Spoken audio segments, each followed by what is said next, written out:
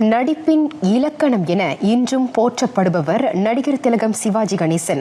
அவரை பற்றிய அருந்தகவல்களை தாங்கி வெளிவந்திருக்கிறது சிவாஜி கணேசன் வாழ்க்கை வரலாற்று ஆய்வு நூல்.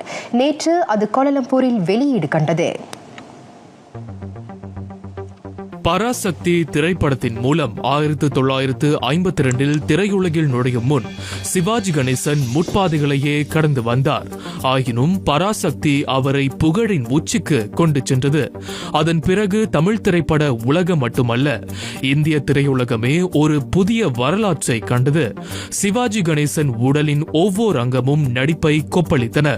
திரையுலகம் மட்டுமன்றி பொது வாழ்க்கையிலும் அவரின் ஈடுபாடு குறித்து விவரிக்கிறது சிவாஜி கணேசன் ஆய்வு நூல்.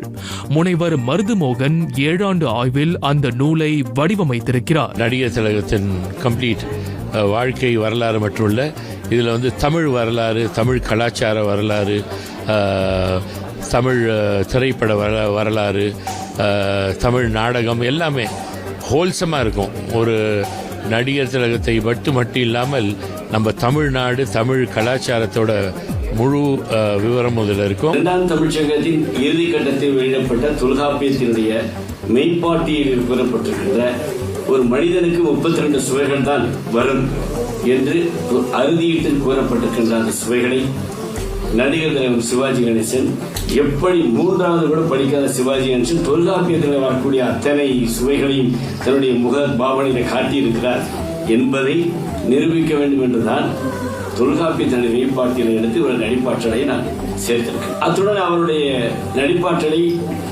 அண்ணா அவர்கள் மார்லன் பிராண்டோ முயற்சித்தால் என் தம்பி சிவாஜி போல நடிக்கலாம் என்று கூறினார். அமெரிக்க நாடுகளுக்கு, ஐக்கிய நாடுகளுக்கு 1962 கென்னடி அவர்களுடைய அழைப்பின் பேர் சென்ற சிவாஜி கணேசன் மார்லன் பிராண்டோவை சந்தித்த போது இவர் நடித்த சில படக்காட்சிகளை பிராண்டோவுக்கு போட்டு காட்டியிருக்கின்றார்.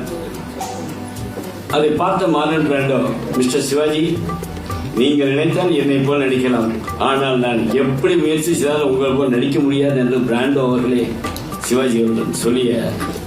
குமார் சுப்பிரமணியம், இயக்குனர் கே விஜயசிங்கம் ஆகியோர் ஒத்துழைப்பில் மலேசிய சிவாஜி கணேசன் கலைமன்றம் இந்த நூல் வெளியீடுக்கு ஏற்பாடு செய்திருந்தது.